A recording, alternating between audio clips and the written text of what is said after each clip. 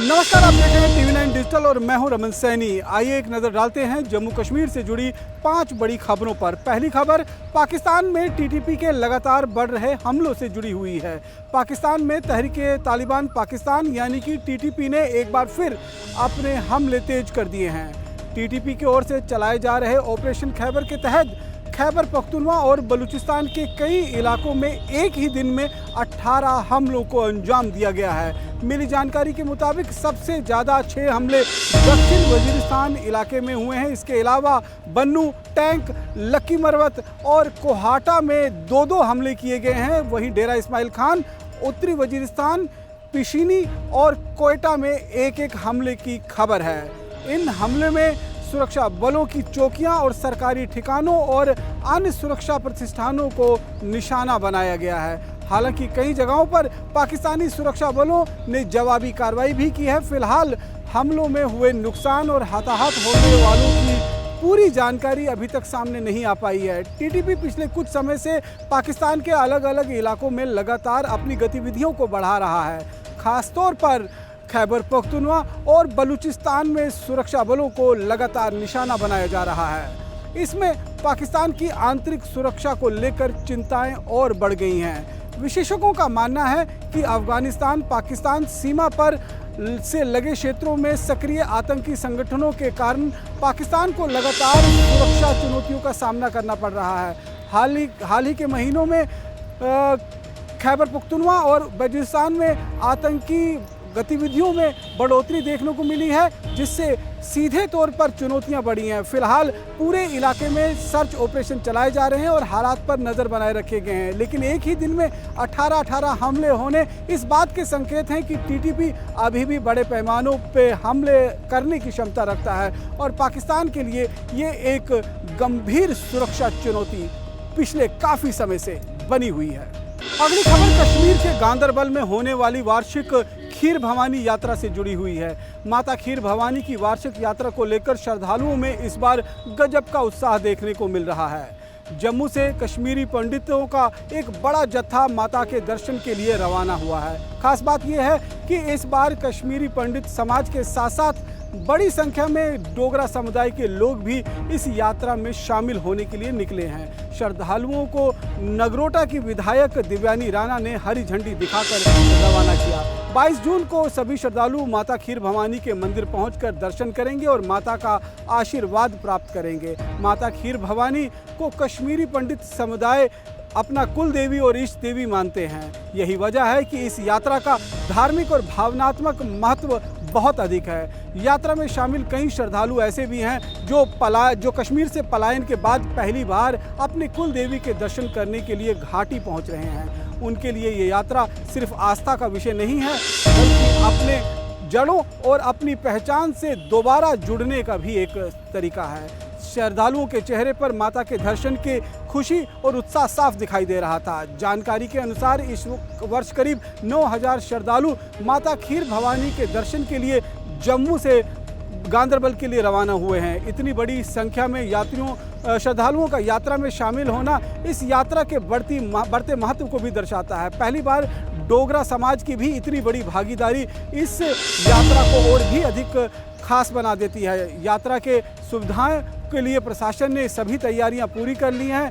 लोगों के रुकने, खाने पीने और तमाम तरीकों की सुविधाओं के लिए विशेष इंतजाम किए गए हैं। 2 दिनों पहले उमर अब्दुल्ला भी इस मंदिर में पहुंचे थे और व्यवस्थाओं का जायजा लिया था और इस दौरान यहां पर अधिकारियों के साथ बैठक कर तैयारियों की समीक्षा की थी और मंदिर में पूजा अर्चना भी की थी। खीर भवानी यात्रा हमेशा से श्रद्धा और विश्वास का प्रतीक रही है। हालांकि सुरक्षा चुनौतियों के कारण ये यात्रा कई बार चर्चा में रही, लेकिन इस बार बड़ी संख्या में श्रद्धालुओं का घाटी की ओर रुख करना एक सकारात्मक संदेश दे रहा है।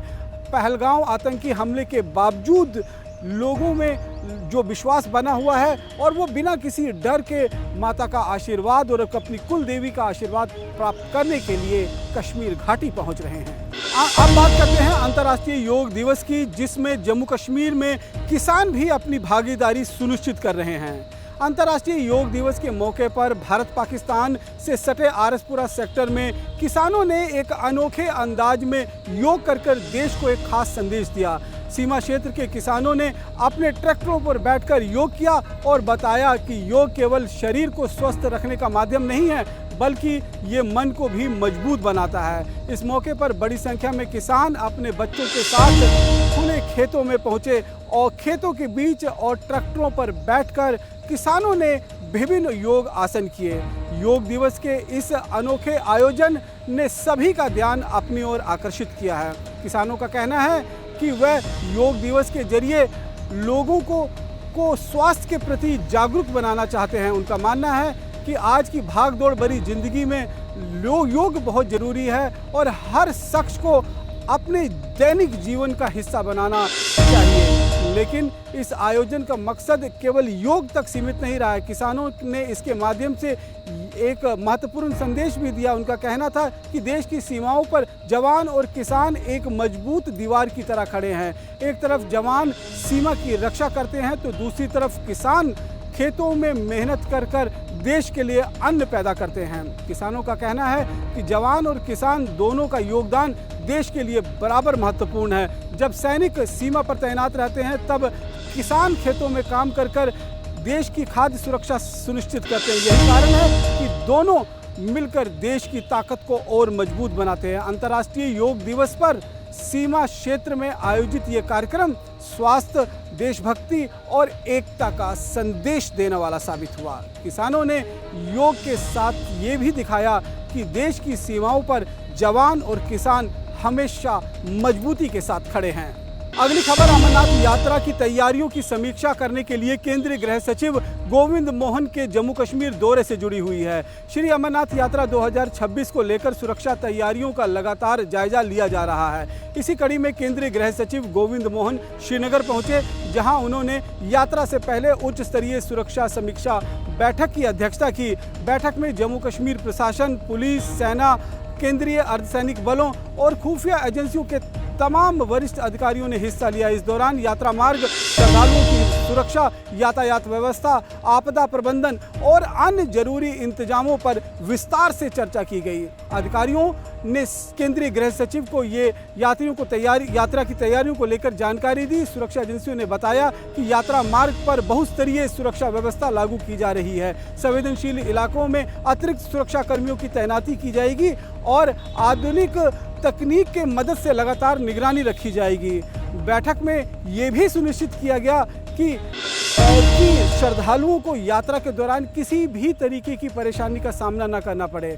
स्वास्थ्य सेवाओं, संचार व्यवस्था, बिजली, पानी और आपातकालीन सहायता को लेकर भी ये तैयारियों की समीक्षा की गई। गौरतलब है कि अमरनाथ यात्रा 3 जुलाई से शुरू हो रही है और लाखों श्रद्धालु इस यात्रा में बाबा बर्फानी के दर्शन करने के लिए पहुंचते हैं। ऐसे में प्रशासन और सुरक्षा एजेंसियां यात्रा को सुरक्षित, शांतिपूर्ण और सफल बनाने की हर मुमकिन कोशिश कर रहे हैं और इसके लिए पूरी तरीके से सतर्क हैं। अगली खबर जम्मू कश्मीर लद्दाख में विदेश मामलों की स्थायी समिति के दौरे से जुड़ी हुई है। जम्मू कश्मीर और लद्दाख से जुड़ी ये बहुत महत्वपूर्ण खबर सामने आई है। संसद की विदेश मामले की स्थायी समिति, जिसकी अध्यक्षता कांग्रेस सांसद शशि थरूर कर रहे हैं, 22 जून से 25 जून तक जम्मू कश्मीर और लद्दाख के दौरे पर रहेंगे। इस दौरे को राष्ट्रीय सुरक्षा और सीमावर्ती क्षेत्र के स्थिति के लिहाजे से काफ़ी अहम माना जा रहा है। जानकारी के मुताबिक समिति अपने 4 दिवसीय दौरे के दौरान जम्मू, श्रीनगर और लद्दाख के कई महत्वपूर्ण इलाकों का दौरा करेंगे। समिति के सदस्य क्षेत्र की सुरक्षा व्यवस्था, सीमावर्ती हालात और यहां चल रहे विकास कार्यों की समीक्षा करेंगे। इसके साथ ही स्थानीय प्रशासन, सुरक्षा एजेंसियों और अन्य अधिकारियों के साथ बैठक भी की जाएगी। ये दौरा ऐसे समय में हो रहा है जब जम्मू कश्मीर और लद्दाख दोनों ही क्षेत्र रणनीतिक रूप से बहुत महत्वपूर्ण है और नियंत्रण रेखा पर पाकिस्तान की गतिविधियों पर लगातार नजर रखी जा रही है। तो दूसरी ओर लद्दाख में वास्तविक नियंत्रण रेखा और चीन से जुड़े मुद्दे भी लगातार चर्चा में बने हुए हैं।